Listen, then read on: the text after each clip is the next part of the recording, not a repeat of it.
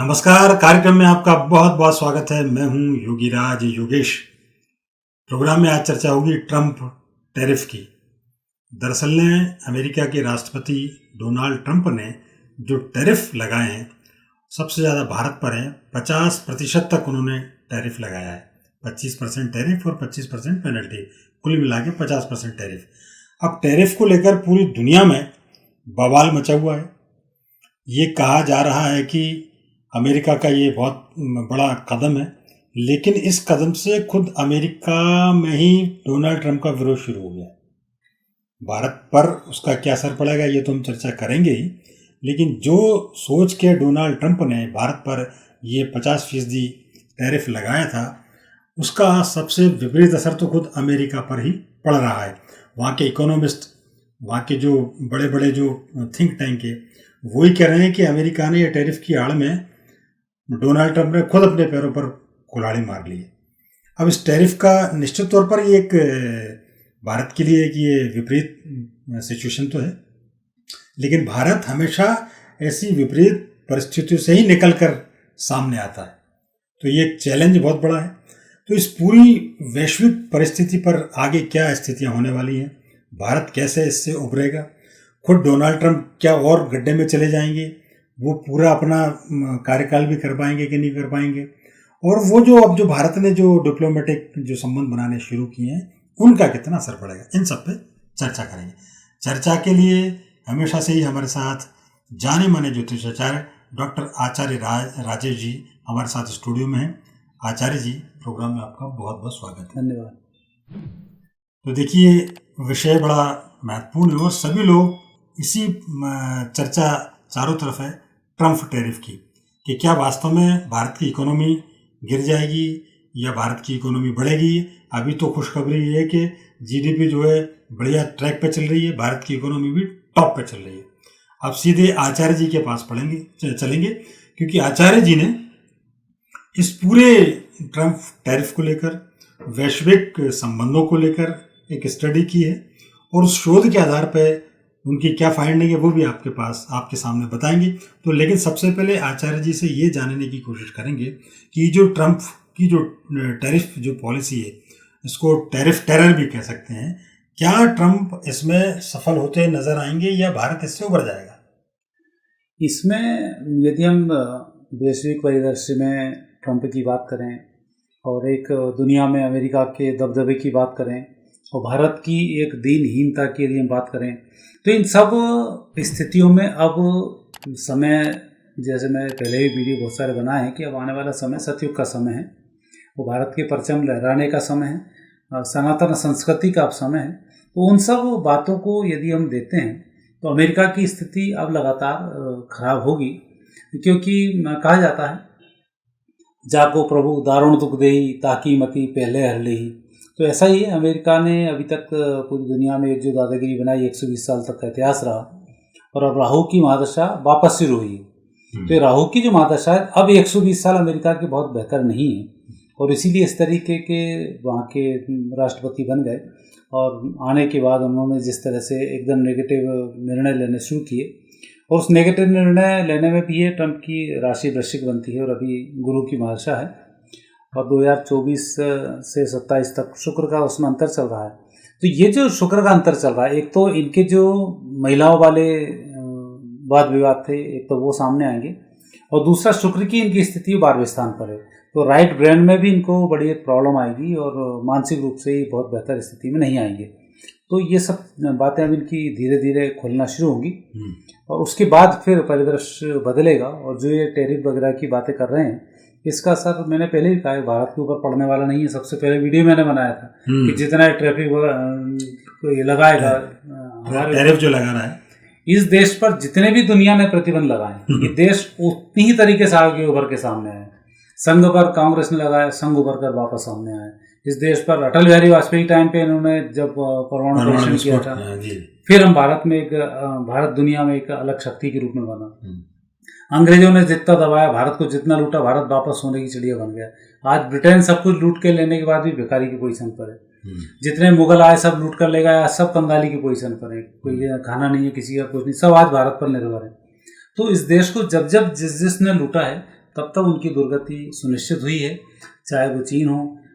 रूस की स्थिति भी है। एक समय में रूस ने भारत के 17 राज्यों को, जिस तरीके से वो एक संघ था, सोवियत संघ था, कई राज्यों का मिला हुआ, तो उनकी कोशिश थी कि भाषाई आधार पे भारत को 17 भाषाओं में कन्वर्ट करके, डिवाइड करके और एक संयुक्त राष्ट्र संघ की इसकी भी घोषणा की जाए। और लाल बहादुर शास्त्री की मृत्यु उसका एक बड़ा कारण रही। तो अल्टीमेट यही हुआ कि खुद के 17 टुकड़े हो गए और भारत आज भारत बना हुआ है। तो सोवियत संघ टूट गया, अब वो अलग स्थिति में रूस के रूप में आया, भारत का आज दोस्त है, लेकिन उसने हमारे खिलाफ बोला, आज खुद नष्ट हुआ। तो ये मैं परिदृश्य इसलिए बता रहा हूँ, भारत के खिलाफ जिन जिन लोगों ने जिस तरीके से जिस देश ने नेगेटिव रोल अपनाया, वो आज भुखमरी की पोजीशन पर है। पाकिस्तान को भी इसलिए बनाया था कि भारत भूखों मर जाएगा, पाकिस्तान उस पर कब्जा कर लेगा।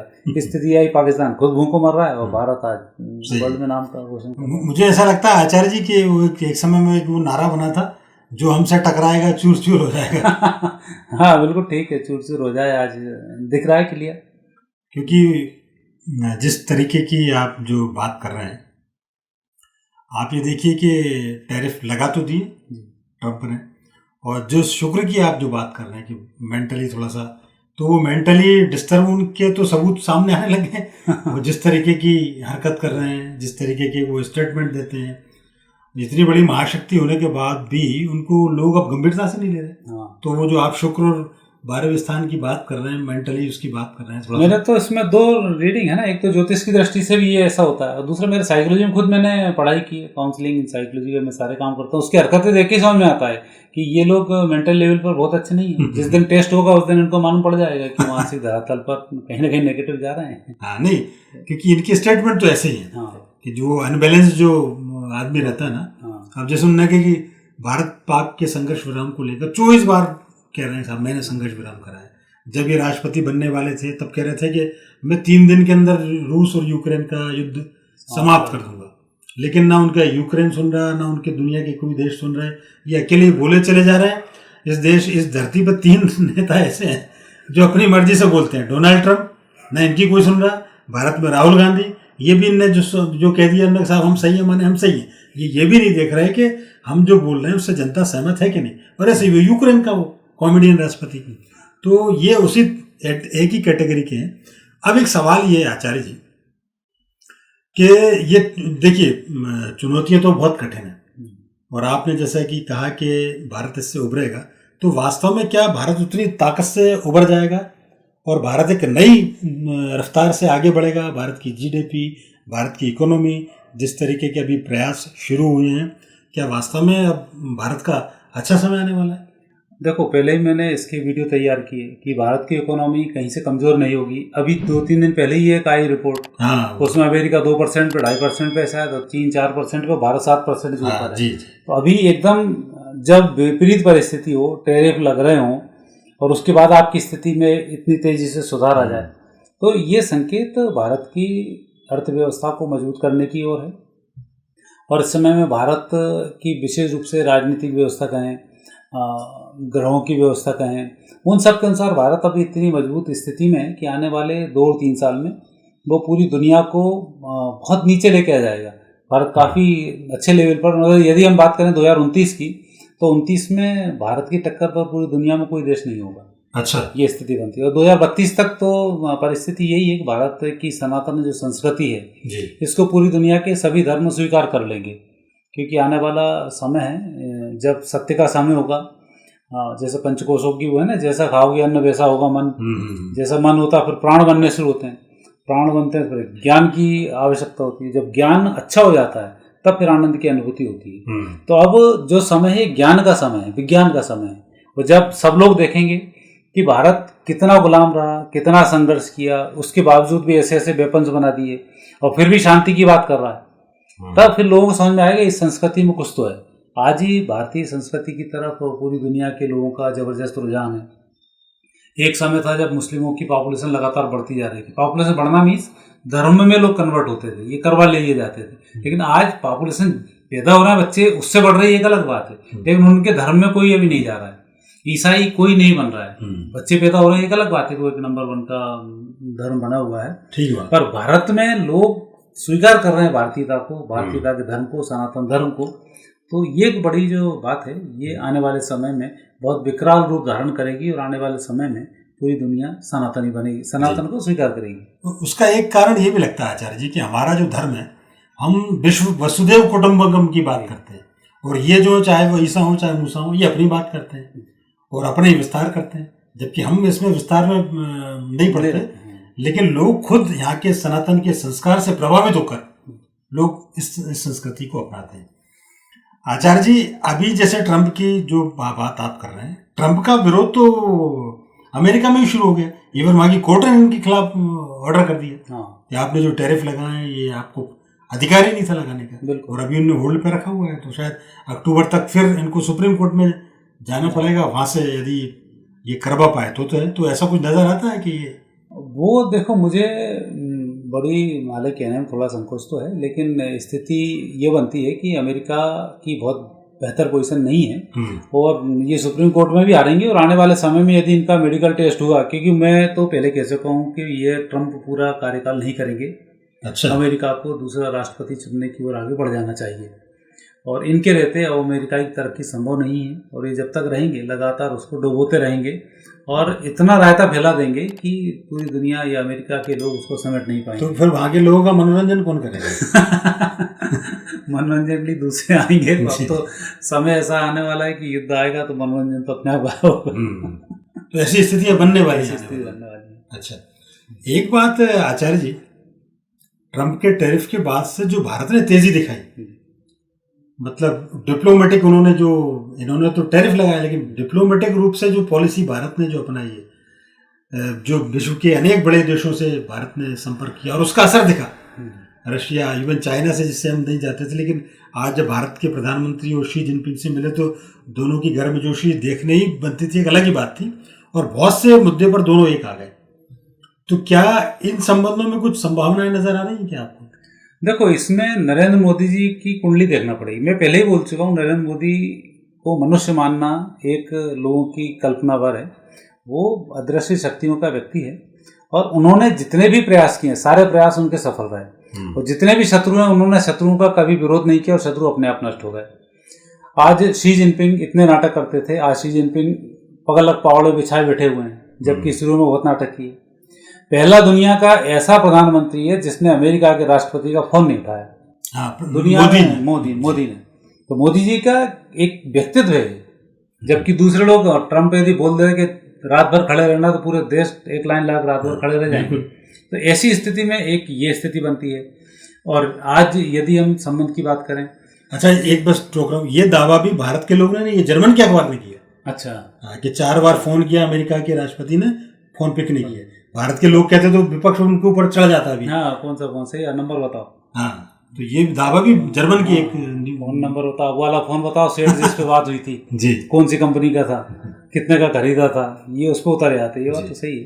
तो यदि हम मोदी जी की बात करें, मोदी जी के साथ देश की कुंडली की बात करें, तो पहला देश ऐसा है जिसकी कुंडली और जिसके राष्ट्राध्यक्ष, जिसके प्रधानमंत्री की कुंडली एक साथ मैच खाती है, और वही उस दुनिया की तरफ आगे बढ़ाएगा। वही व्यक्ति है जिसकी सनातन से कुंडली मैच करती है। मतलब आज यदि हम नरेंद्र मोदी की कुंडली की तुलना करने जाएं, भारत के साथ कॉम्बिनेशन बिठाएं, नंबर 1 आता है। सनातन के साथ बिठाएं, वो व्यक्ति नंबर 1 आता है। पूरी दुनिया के नेता की बात बिठाएं तो वो नंबर 1 आता है। मेरी भविष्यवाणी देखना, आने वाले समय में ये चाहे ट्रंप कुछ भी कर ले, नोबेल शांति पुरस्कार पूरी दुनिया मोदी को ही देगी। चाहे आज दे जा, कल दे जा, कितने दिन बाद दे, अल्टीमेट नोबेल शांति पुरस्कार उनको मिलने वाला है। तो ये स्थिति आने वाले समय में घटित होगी, और पूरी दुनिया भारत के हर चीज को स्वीकार करेगी, और भारत जैसा कहेगा पूरी दुनिया वैसा ही करेगी। तो आने वाला जो समय है वो वैसा ही होने वाला है। लेकिन उसके लिए विध्वंस की आवश्यकता एक बार जरूर है। जो नकारात्मक मानसिकता के लोग हैं, इनका नष्ट होना भी आवश्यक है। जो कुदरत ने तय किया हुआ है, वो कुदरत इन सबको अलग करके और फिर नई व्यवस्थाएं देगी, तो उसमें भारत का परचम जरूर लगाएगी। अच्छा, इन सब चीज़ों में एक चीज़ अपने को जरूर समझना चाहिए कि भारत और अमेरिका संबंधों को लेकर, जो टैरिफ को लेकर इतनी बात हो रही है, उसमें महत्वपूर्ण बात है कि 1.25 लाख करोड़ के आसपास का ट्रेड होती है भारत और अमेरिका के बीच। उसमें 80 लाख करोड़ बिलियन डॉलर का ऐसा है कि जो इस टैरिफ से दूर है। जैसे फार्मास्यूटिकल्स, उस पर अमेरिका ने नहीं लगाया। ये जो हमारे मोबाइल और जो टेक्नोलॉजी की जो चीज़ बन रही है उस पर उसने नहीं लगाया, तो करीब 80% जो अभी भी बचा हुआ है। तो भारत पर वैसे ही देखो तो 40% से ज़्यादा असर तो वैसे ही नहीं, मतलब भारत की केवल 40% चीज़ों पर ये टैक्स एप्लीकेबल हो पा रहा है, जिसमें कपड़ा है, जिसमें जेम्स एंड ज्वेलरीज हैं, ये ज़्यादा उसमें इसमें देखो टेक्सटाइल के ऊपर इन आज की जो परिवेश है, आज की परिस्थिति में हमारे बच्चे गेम खेल लेते हैं उतने पैसे के जितने की बात कर रहे हैं। आज हमारे शादी विवाह में इतना खर्चा हो जाता है, लाखों 2-2 ढाई लाख करोड़ रुपए यदि शादी का खर्च निकाले तो निकल आता है। तो आज हमारी आर्थिक स्थिति एक अलग किस्म की है, अभी किसी के आगे झुकने वाली स्थिति नहीं है। बिल्कुल। और आज यदि मोदी भी घोषणा कर दे कि मुझे इतने रुपए चाहिए भारत के युद्ध लड़ने के लिए, तो अभी भी सबसे स्ट्रॉन्ग इतने स्ट्रॉन्ग पोजीशन हो जाएगी कि डॉलर को जगह नहीं मिलेगी, कहाँ छिपाया जाए डॉलर। ये स्थिति बन जाएगी। अभी वो परिदृश्य आया नहीं है, लेकिन वो आने वाले समय में वो भी आपको देखने को मिलेगा। ये भी बताऊं 2027 के बाद ये स्थिति होने वाली है। अच्छा। और एक चीज़ और बात आपने बहुत अच्छी की कि शादी विवाह में भारत के लोग खर्च कर देते हैं। हमारे यहाँ तो इतनी रकम महिलाओं के पल्लू मिल जाती। मतलब आप कल्पना कीजिए कि कोरोना जैसी विपरीत परिस्थितियों में दुनिया की बड़ी बड़ी इकोनॉमी ध्वस्त हो गई, लेकिन भारत एक अलग नए रूप में उभरा। और जो जिसका जिक्र आप कर रहे हैं, मुझे ऐसा लगता है कि इस टैरिफ के बाद भारत का एक नया उदय देखने को मिलेगा और भारत एक नई ग्रोइंग की तरफ बढ़ेगा। ऐसे कुछ भी संकेत नहीं, ये संकेत पूरा ही है। भारत की जो व्यवस्था है, मतलब सनातन की जो व्यवस्था है, वो एक अलग किस्म की व्यवस्था है। यहाँ हर चीज को बचाया जाता है, व्रत करते हैं, अन्न बचता है, पैसे को बचाने की व्यवस्था होती है, बच्चों को पढ़ाने के लिए अपनी व्यवस्था होती है। मतलब हम हर क्षेत्र में अपने अपने लेवल पर हर घर काम करता है। वो ये बात एक अलग है कि जो राजनीतिक दल हैं, भारतीय जो संस्कृति उसको एक्सेप्ट नहीं करके आपस में लड़ाने का काम करते हैं, जातियों में बांटवाने का काम करते हैं। यही काम मुगलों ने किया, सवर्णों की भर्ती करा ली और छोटे लोगों को उनसे पिटाई कराना शुरू कर दी। जनरल डायर था, जलियांवाला बाग था, मारने वाले कौन थे? हिंदू थे मारने वाले उनपे। जनरल डायर ने आदेश दे दी, हिंदुओं को गोली चला दी। मतलब हम इकट्ठे नहीं हो पाए, इसलिए हम गुलाम बने रहे। सबसे बड़ी दिक्कत थी कि हमारा एकत्रित नहीं होना हमारी गुलामी का बहुत बड़ा कारण बना। और आज हम जैसे जैसे एकत्रित होते जा रहे हैं, बाकी आज कांग्रेस मैदान में थी, अब साफ हो चुकी, क्योंकि एकत्रीकरण हुआ जी। और जब आप इकट्ठे हुए तो ये सब चीजें सामने आना शुरू हुई। कोरोना जैसी महामारी से हम लड़ पाए। पूरी दुनिया में आज हमारे अच्छे डॉक्टर्स हैं, हमारे अच्छे इंजीनियर्स हैं, अच्छे हमारे वैज्ञानिक हैं।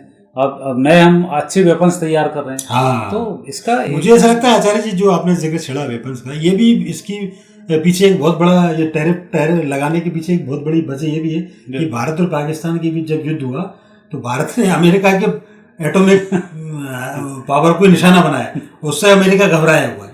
वो 20 मिनट का जो युद्ध था उसमें चीन घबरा गया। आज शी जिनपिंग हार क्या घुटने क्यों टेक रहा है? हाँ। तो उसने देख लिया 20 मिनट में उसकी खुद की भी मिसाइलें थी जी, जो उसने भारत पे दाग गई थी। टर्की के ड्रोन्स थे जिनके तो इन्होंने मिसाइल निकाली। और अमेरिका की पूरी इंटरनल उनके पास वो थी खुफिया एजेंसी, सब उसको पल पल की जानकारी दे रहे थे पाकिस्तान को। इसके बावजूद 20 मिनट में उसकी ये दुर्गति कर देना कि वो भीख मांगने की पोजीशन पर आ गए। यदि युद्ध 5 दिन चल जाता तो पाकिस्तान को तो नामो निशान नहीं मिलता। बिल्कुल ठीक। लेकिन भारत की जो गृह योग है, प्रधानमंत्री की जो मंशा है, वो किसी को नष्ट करने की नहीं है। हमारे देश किसी पर लड़ाई झगड़े के लिए हम नहीं आते हैं, प्रतिवाद करने में हम लोग आ जाते हैं और उस मामले में आगे बढ़ जाते हैं। तो ये सारा काम किया। लेकिन आने वाले समय में जब भी स्थिति बनेगी तो भारत की स्थिति बहुत मजबूत है, लोग सोच नहीं पाएंगे। और इसी कारण से भारत का अब दबदबा पूरी दुनिया में बढ़ता जा रहा है। आज जैसी टैरिफ लगाया, इतने सारे छोटे छोटे देश भारत के साथ आ गए। अमेरिका ये सोच के पागल हो गया कि मैंने इतना उठपटांग काम, वहीं के लोग बोल रहे हैं कि ये ट्रंप ने करके डाला। नहीं, इसमें ये जो छोटे छोटे देशों के आप जो जिक्र कर रहे हैं, इसमें आप देखिए जो ब्रिक्स जो देश है, अब दुनिया की पूरी इकोनॉमी में ब्रिक्स देशों का 75% योगदान है। और ये जो अमेरिका, ग्रुप 7 और ये यूरोपियन यूनियन है, ये बाकी 25% में सिमट गए। और वो जो ब्रिक्स जो देश हैं, उसमें भारत की नजदीकी, भारत पर भरोसा उन देशों का भरोसा नहीं। मैंने तो अभी वीडियो बनाया, ये भी गारंटेड है कि जितने नेटो देश हैं आधे टूट के ब्रिक्स में शामिल होने वाले हैं। आने वाले समय में जो अभी नेटो का प्रभाव है वो ब्रिक्स का प्रभाव होगा, नेटो टूट के भारत में मिलेगा। जो फ्रांस वगैरह अभी इनके साथ दिख रहे हैं, ये आने वाले समय में ब्रिक्स के साथ आने वाले हैं। तो ये संकेत भी इस ग्रहयोग बहुत स्पष्ट देते हैं। अच्छा। कि भारत का जिस तरह से वो भारत जो जम्बूद्वीप का भी हुआ करता था, भारत वही जम्बूद्वीप आने वाले समय में बनने वाला है। ये स्थिति अभी आप देखें कि भूमिका सब वैसी होती जा रही है और सब इकट्ठे होते जाएंगे और आने वाले समय में सब भारत का सपोर्ट करेंगे। उसी बेस पर मैंने कहा जो चीन के 5 टुकड़े होंगे उसी बेस पर होंगे। अच्छा, तो ये जो समय चल रहा है ये अभी अखंड भारत का एक समय चल रहा है जो धीरे धीरे सारी चीजें मिलती जाएंगी और एक अखंड भारत का निर्माण होगा। एक चीज और आचार्य जी, क्योंकि आप बड़े छोटे छोटे बड़े गूढ़ रहस्य उद्घाटन कर रहे हैं, अमेरिका ने जो भारत के ऊपर, एक तो अमेरिका, मैं जानना ही चाह रहा हूँ कि अमेरिका जो दादागिरी मचाता है पूरी दुनिया में, अब वो दादागिरी मचा पाएगा क्या? क्योंकि ये इस स्तर पे आ गया है कि टैरिफ करो तो हमसे पूछ के करो। भारत रशिया के साथ आ रहा है तो नहीं, वहाँ बताइए आप। तेल किसी से खरीद रहा तो आप वहाँ बताइए। अरे आप अपना काम करिए, कोई दूसरे 2 देशों के बीच कोई डील हो रही है तो आप उसमें क्यों जा रहे हैं? तो ये जो इसकी दखलंदाजी है, हर कंट्री में अपनी दखलंदाजी करना, ये इसके लिए कितनी घातक होगी, क्योंकि इसने एक तीर से कई कुल्हाड़ी अपने पैरों पे मारी है। आपने टैरिफ लगाया लेकिन कई देशों पे लगा दिया आपने। भाई हो सकता है भारत से आपका कुछ चल रहा, लेकिन ये तो दादागिरी पूरी दुनिया पे मचा रहा है। ये वैसे एक तरीके से ये जो लक्षण होता है, जैसे एक कहें कोई पहलवान है, वो अपने क्षेत्र में पहलवानी मचा रहा है। जब पहलवान बुढ़ा होने लगता है तो वो दूसरे लोगों को लड़ाने का काम करता है, क्योंकि उसकी शक्ति जब क्षीण हो जाती है तो लोग उसको भी गाली बकने लग जाते हैं, लोग उसको भी छेड़ना शुरू कर देते हैं, तो पहलवान की दुर्गति होती है। फिर क्या करता है, वो आपस में लड़ाने का काम करता है, अपनी वो पुराने वाले उसको दिखा के कि मैं ऐसा था और ऐसा है और मैं ऐसा कर दूंगा। अब शक्ति तो बची नहीं, लेकिन बोलने में जवान कंट्रोल नहीं हो पाती। तो सेम स्थिति है अमेरिका की। 120 साल इसने पूरी दुनिया को अपनी धमकी दे दी, अभी हो चुके हैं बूढ़े और अभी किसी भी काम के नहीं है, सिर्फ इन धमकियों से ही काम चलाएंगे। और फिर जब स्थिति आती है, कोई एक आध व्यक्ति आएगा जब एक आध बार इनकी पिटाई कर देगा, और मुझे दिखता है उसके लिए वो नॉर्थ कोरिया का छोटा सा बालक जो वो छोटा पैकेट बड़ा धमाका है। छोटा पैकेट बड़ा धमाका। अच्छा, एक चीज वैसे और इसमें कि ये जो तेल की जो बात जो आ रही है, रशिया से जो भारत का जो बार बार जो लग रहा है कि सस्ता तेल खरीद लिया और अमेरिका को सबसे ज़्यादा छड़ी से छूटी, इसका एक बड़ा मीडिया रिपोर्ट्स में बड़ी एक अच्छी जानकारी आई थी कि भारत ने रशिया से तेल खरीद के भारत को तो ठीक है बचाया, दुनिया की इकोनॉमी ग्रूम कर दी इसमें। जो दुनिया की जो इकोनॉमी है, जो देशों को उस लेवल पे मिल गया और अमेरिका के उससे बच गई पूरी दुनिया। तो विशेषज्ञ तो ये कह रहे हैं कि इस जो भारत से रशिया के बीच जो तेल व्यापार जो हो रहा है, रशिया ने तो और कम कीमत पर देना शुरू कर दिया, तो दुनिया की इकोनॉमी बचा गया भारत गिरने से। तो दुनिया की इकोनॉमी जो डाउन होने वाली थी, तो भारत और रशिया की भी जो तेल को लेकर जो खरीदी हो रही है, उससे दुनिया की इकोनॉमी ढहने से बची। ये मैं यही तो बोल रहा हूँ, भारत की जो सनातन संस्कृति है, इस सनातन संस्कृति का ये चमत्कार है कि आज जो मोदी प्लानिंग जो कर रहे हैं, ये प्लानिंग की वो सनातन की वसुधैव कुटुंबकम की संस्कृति है कि हमारे पास भी हम दूसरे को भी खिलाएंगे।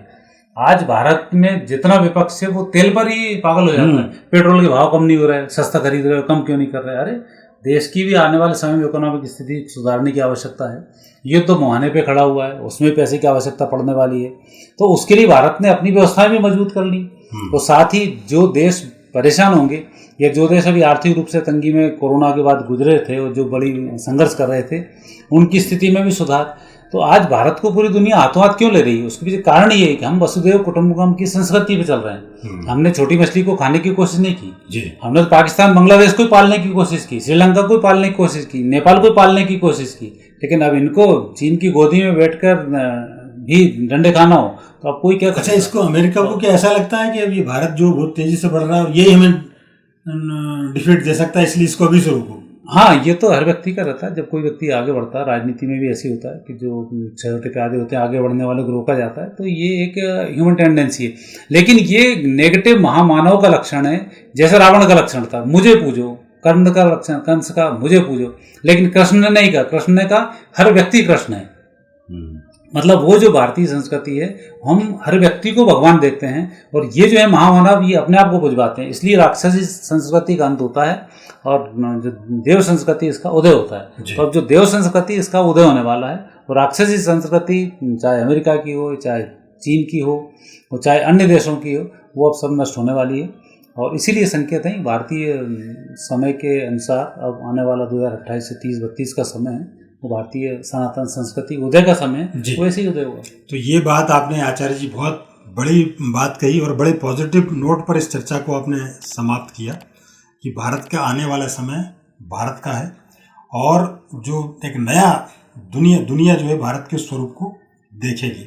तो एक बहुत बड़ी आपने भविष्यवाणी की आचार्य जी, इसके लिए आपका बहुत बहुत धन्यवाद। आप ऐसे ही लगातार हमारा मार्गदर्शन करते रहे, क्योंकि ऐसी आशाजनक बातों का इस दौर में इसलिए महत्व है कि जब पूरे डिप्रेशन की दिशा में लोग ले जा रहे हैं, अमेरिका ने टैरिफ लगा दिया तो भारत के लोग ही चिल्लाने लग गए, अरे भैया मर गए और इकोनॉमी डूब जाएगी और बेरोजगारी फैल जाएगी। ऐसे में आपकी बातें बड़ी आशा और उत्साह जगाती हैं।